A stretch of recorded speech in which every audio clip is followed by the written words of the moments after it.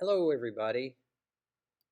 Today we are going to talk about improvisation.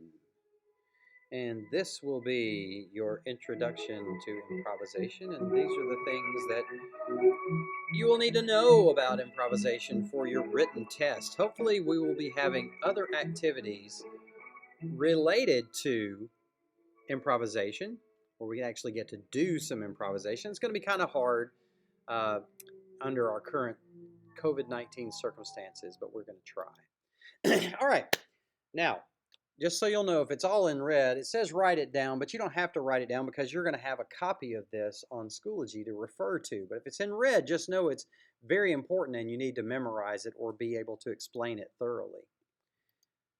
Yeah, it's a little unnecessary. Sorry about that. If it's in black, understand it, be able to explain it, but don't worry about memorizing it. Improvisation is, what is it? Well, it is acting without a script. Like cartoons of those guys, you'll understand as we go along through the unit because you're going to be seeing examples of them doing improv because they are the experts. It can also be defined as the portrayal of a character or scene without rehearsal or preparation.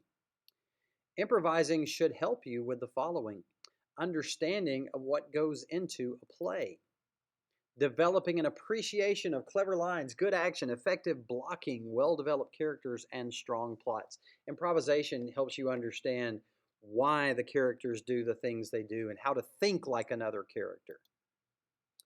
Here are some reminders for a successful improvisation. First, speak loudly enough to be heard throughout the theater auditorium. That is probably the most important thing in theater, to speak loudly, because if you can't be heard when you're on stage, there's really no point in you being on stage. Don't hide behind pieces of furniture or other people. Be seen. Move about freely. Try not to stand beside other characters all the time. Of course, you can't now, 6 feet away, right? COVID. Take plenty of time to, take plenty of time to speak and move so that you can create a definite impression. And this last bulleted item down here is extremely important. Stay in character all the time. Listen and speak as your character would in every situation. Always exhibit actions and reactions that are appropriate for your character. You're probably going to hear me say that a million times this year. Stay in character. These are the do's and don'ts of improv. Do quickly establish your character in your mind. What is their age? What's their occupation? Physical and mental traits, and so on. Do identify the problem and your goal by asking what your character wants or needs. Number 3, do keep focused on meeting your need or goal. Number 4, do let the situation provide the basis for how your character attempts to reach the goal. Number 5, do react spontaneously to what is said or done. Remember, you're playing these characters. You got to make them happen. You got to be creative. You got to use that imagination. Number 6, do see things through the eyes of your character. Number 7, do listen to and observe what others are saying and doing. That's very important. Number 8, do take your cues from your scene partner or partners. Listen to what they're saying. Act upon what they say. Number 9, do play your scene from moment to moment. And number 10, do say or do things that demand a definite response. And there's only 4 don'ts. Don't deny anything your partners say about you. That's the most important one. Whatever happens, just go with the flow and let it happen. Like it says here in this example, if your partners say you have lovely yellow eyes, accept the statement as true and use your imagination as you respond. Number 2, don't ask questions. Well, it's okay for you to ask questions in general, but what this is talking about here is especially those what they call terminal questions that are answered with just a yes or a no. That kind of shuts down the flow of what's happening in your improvisation, and you can't really continue on. Number 3, don't use simple statements of information.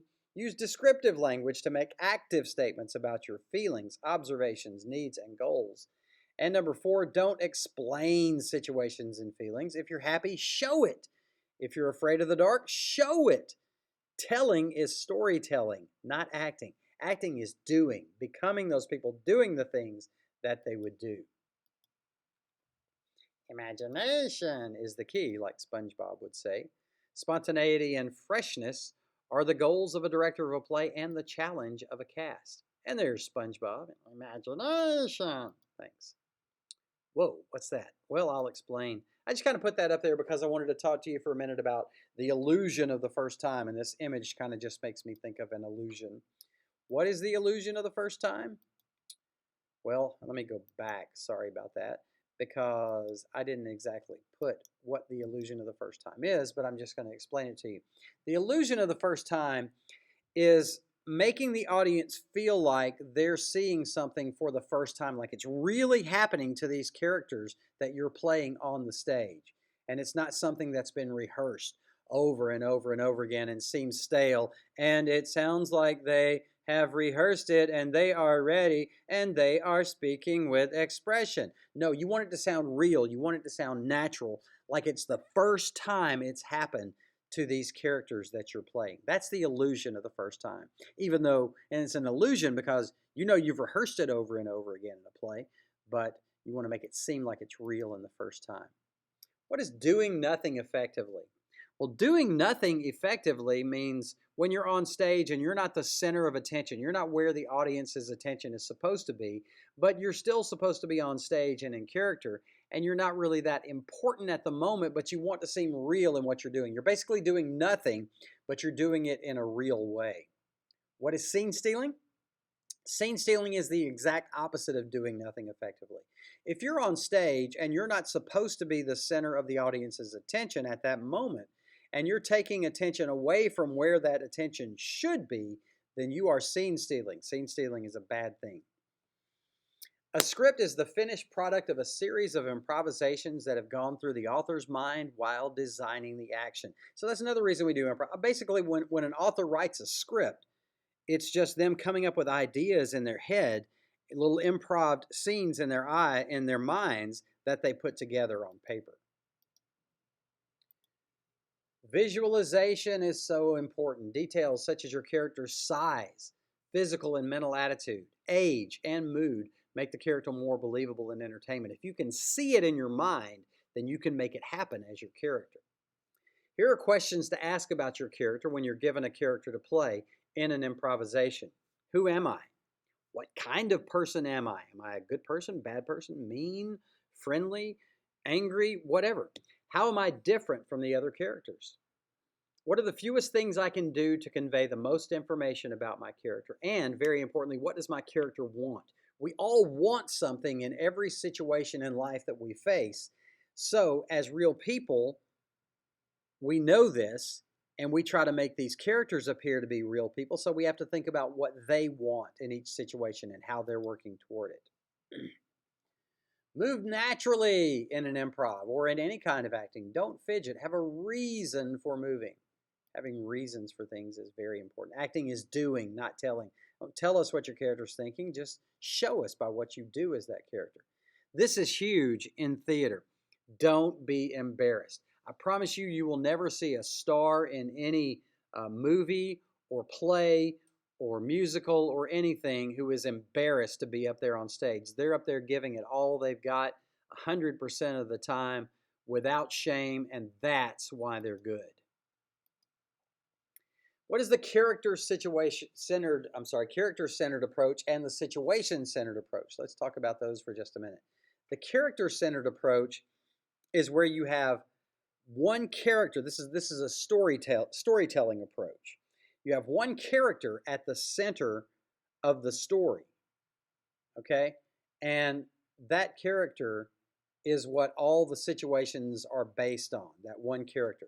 The situation-centered approach is where you have a main situation at the center of the story, and you see a bunch of different characters going through that same situation.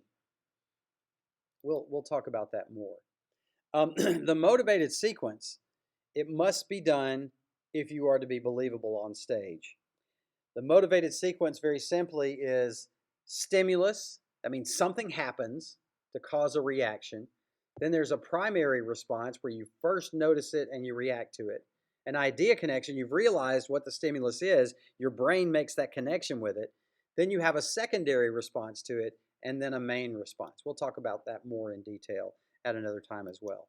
Well, there you go. There's your improvisation PowerPoint.